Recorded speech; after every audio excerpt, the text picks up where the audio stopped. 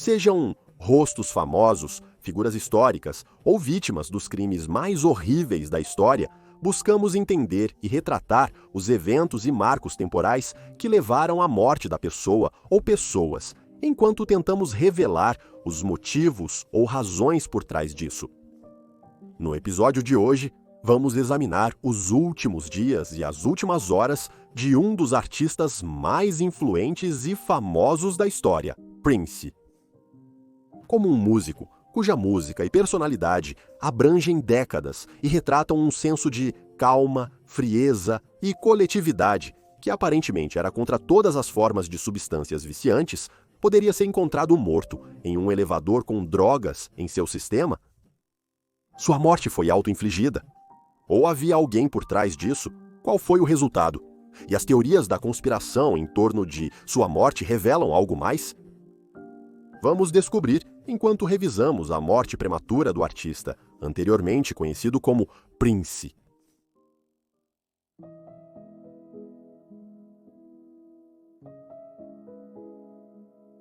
Então, quem era realmente o Prince? E como sua vida na música resultou em uma morte tão prematura e cética no dia 21 de abril de 2016, aos 57 anos? Como sempre, é melhor voltar ao início para obter um breve resumo do próprio homem. Estudar a vida musical de Prince levaria vários episódios e mal arranharia a superfície. Então, focaremos nas informações essenciais antes de abordar seus últimos dias e falecimento. Prince Rogers Nelson Jr. nasceu em 7 de junho de 1958 em Minneapolis, Minnesota. Como muitos já sabem, o artista multitalentoso era cantor, guitarrista, compositor, produtor, dançarino e ator. Sua amplitude musical era excepcional em relação à voz, performances ao vivo, estilo de moda e habilidade de tocar mais de 14 instrumentos sem esforço.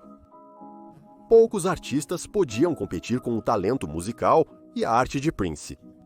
Ele era uma raridade, frequentemente creditado como o único participante em várias de suas gravações, desde a escrita até a produção, canto e instrumentos. Seu leque de estilos começou com funk e soul antes de se expandir para o mundo do disco, jazz, punk, hip hop e até mesmo heavy metal. Por seu falsete e presença de palco dominante, Prince era único, cuja morte deixou um enorme vazio na indústria musical e de entretenimento, sem mencionar seus adoradores fãs que idolatravam o homem e para aqueles que o viam como um símbolo sexual e ícone cultural.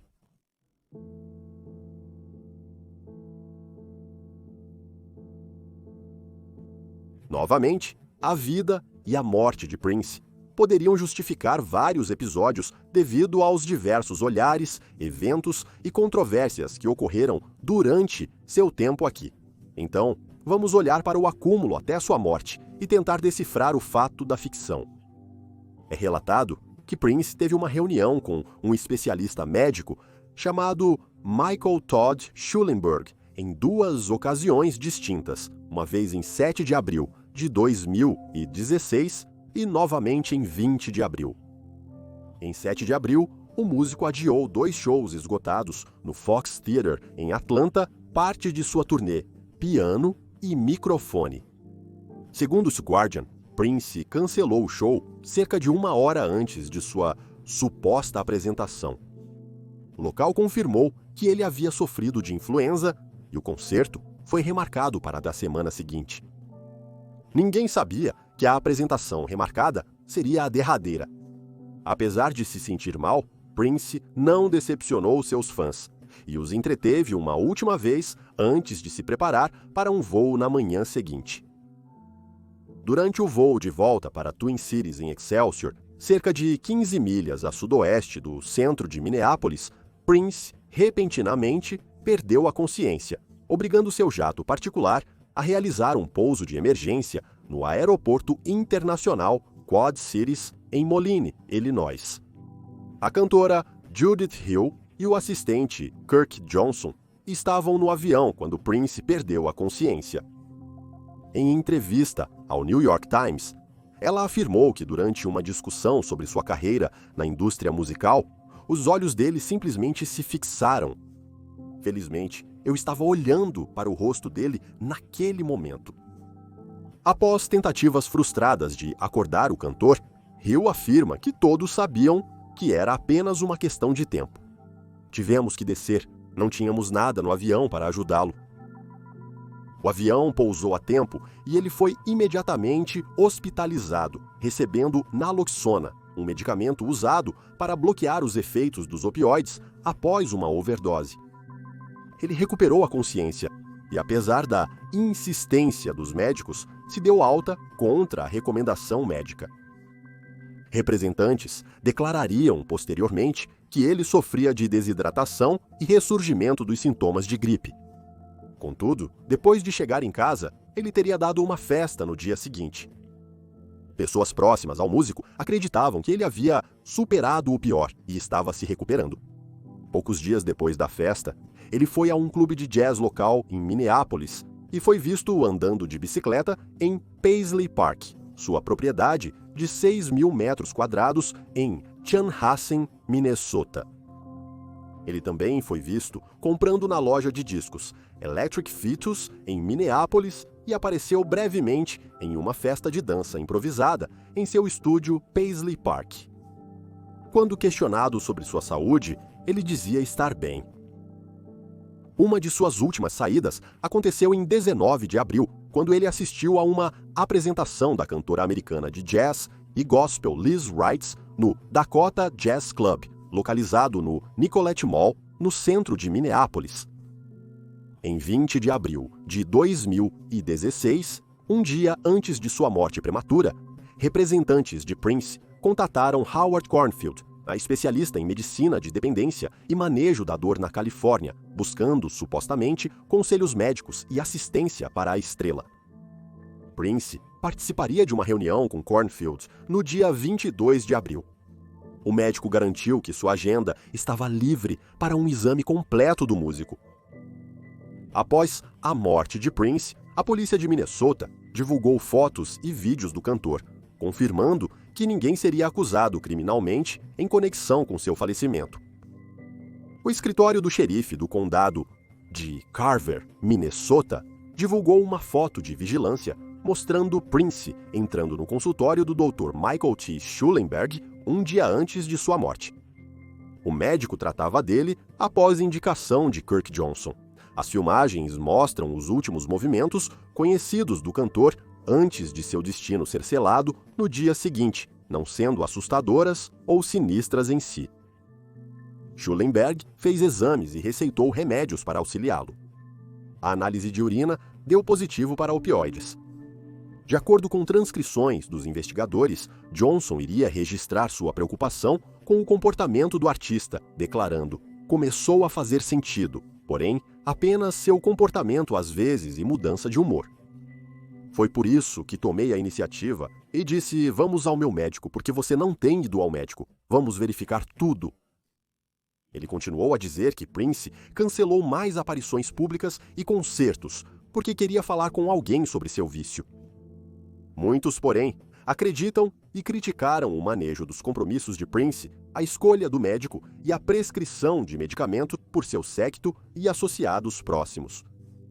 Schulenberg concordou em pagar $30.000 para resolver uma ação civil federal por prescrever medicamentos conscientemente em nome de outra pessoa, Johnson. De acordo com entrevistas policiais, Johnson e sua assistente pessoal, Marin, foram os últimos a ver a vítima viva na noite em que ele violou a lei de substâncias controladas. Prince passou a noite sozinho em Paisley Park e seu corpo só foi encontrado na manhã seguinte.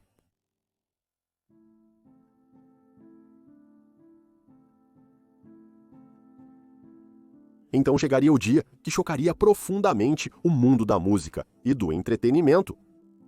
Às 9h43 da manhã de 21 de abril de 2016, o escritório do xerife do condado de Carver recebeu uma ligação 911 solicitando uma ambulância para a casa de Prince em Paisley Park.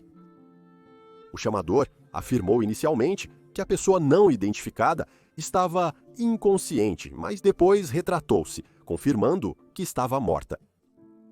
A identificação seria esclarecida logo após a chegada de uma dúzia de carros da polícia, muitos sem identificação, ao Paisley Park para atender à ocorrência. Também foi confirmado mais tarde que o chamador que encontrou o corpo era o filho de Howard Cornfield, que havia voado naquela manhã com o analgésico buprenorfina com a intenção de elaborar um plano de tratamento para a suposta dependência de opioides do cantor.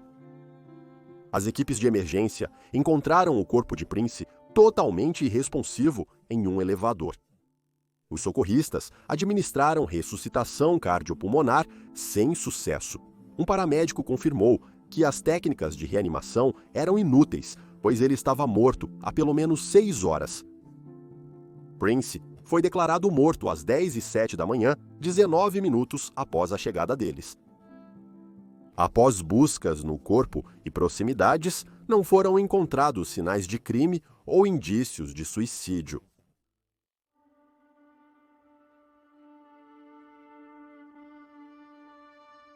Com ondas de choque se espalhando pelas redes sociais, noticiários e outros canais de fofoca, muitos estavam intrigados e buscando respostas rapidamente. Imagens revelam o corpo do astro no solo de sua propriedade em Paisley Park, próximo ao elevador. Ele está deitado de costas, olhos fechados, com a cabeça ainda parcialmente dentro do elevador. A mão direita está no estômago e o braço esquerdo no chão. Após vários testes, análise das evidências, local da morte e discussões com a equipe de imprensa da Estrela, o escritório do médico legista do Centro-Oeste, no condado de Anoka, divulgou sua declaração final em 2 de junho. A declaração afirmou que 57 anos de uma overdose acidental de fentanil. Investigações revelaram que o fentanil, que causou a suposta overdose, estava em pílulas falsificadas, disfarçadas como hidrocodona. Isso gerou uma investigação à parte sobre quem forneceu a droga perigosa ao cantor e se também estavam cientes dos riscos. A polícia emitiu um mandado de busca para entrar em sua casa e outro mandado não selado para a farmácia local, Walgreens. Apesar da preocupação e suposição generalizadas, em 19 de abril de 2018, um advogado do condado de Carver confirmou que a investigação concluiu que nenhuma acusação criminal estava sendo apresentada. Em vez disso, declarou que suas descobertas provaram categoricamente que Prince era viciado em opioides. Em relação ao corpo de Prince, após uma autópsia realizada por E. Quinn Strobel, os restos mortais da estrela foram cremados. Sua irmã, Tyka Nelson, abriu um processo judicial no condado de Carver em 26 de abril de 2016, alegando que nenhum testamento foi encontrado. Prince não era casado e não havia informações sobre filhos sobreviventes. Divorciado 2 vezes, mas sem testamento, sob a lei de Minnesota, além de sua irmã, os 5 meio-irmãos de Prince tinham direito à sua herança multimilionária. De acordo com relatórios, 700 pessoas alegaram ser meio-irmãos ou descendentes do falecido cantor nas 3 semanas após sua morte. As cinzas de Prince foram colocadas em uma urna personalizada, impressa em 3D, que tinha o formato da propriedade Paisley Park e foi projetada por Tyka e seu filho, presidente. A urna foi exposta no átrio do complexo Paisley Park em outubro de 2016. Em agosto de 2022, o patrimônio de Prince foi oficialmente resolvido.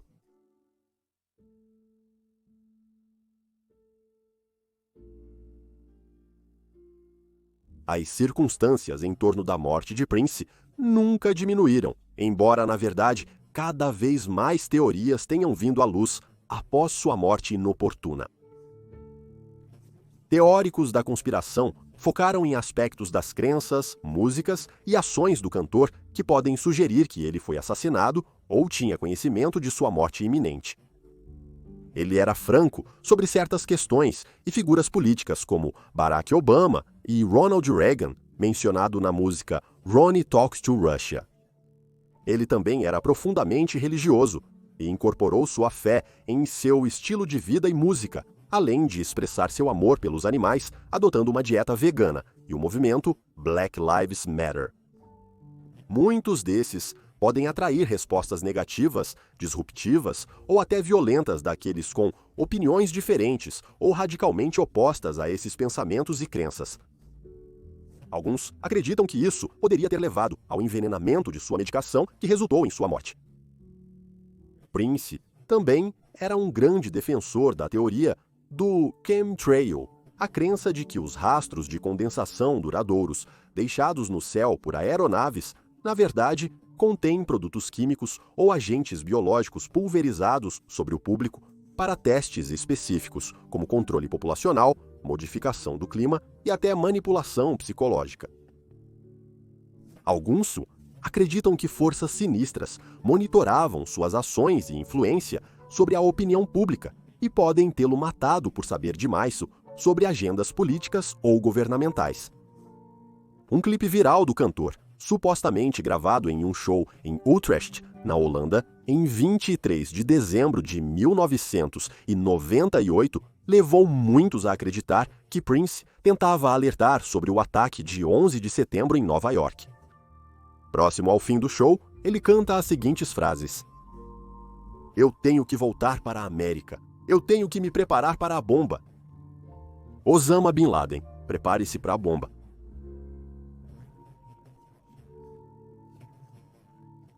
Na música Let's Go Crazy, do álbum Purple Rain, Prince diz no final do monólogo: "E se o elevador tentar te derrubar, enlouqueça, acerte um andar mais alto."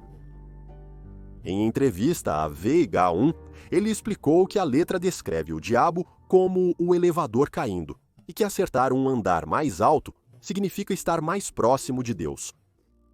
Contudo, teóricos creem que Prince previu não só quando, mas também onde morreria.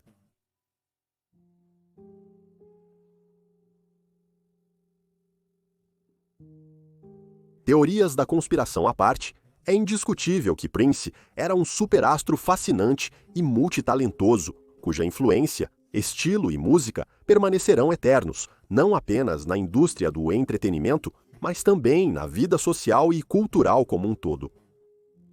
Com frequência, sabemos da triste partida de pessoas famosas como Prince, que tocaram milhões de vidas, mas lutaram contra a depressão, vício ou problemas suicidas.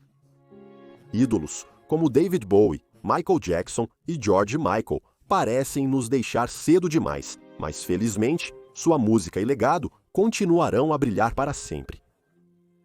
Esperamos que tenham gostado deste episódio de The Last 24. Junte-se a nós na próxima vez para outro caso fascinante. Mas até lá, fique seguro e se cuide.